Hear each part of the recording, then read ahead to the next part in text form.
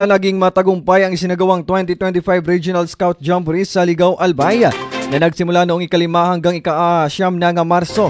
Nasa mahigit 5,932 na mga participant na galing pa sa iba't ibang lugar sa rehiyong Bicol.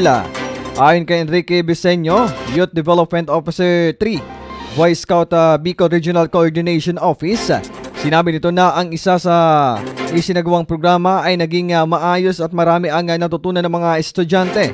Tulad na lamang ayon niya ng typhoon tracking, life skills, rescue at iba pa mga programa na makakatulong sa mga estudyante. Dagdag pa nito, nagkaroon din ng life skills na kung saan ipinakita ng mga bata ang kanilang mga itinatagong mga talento.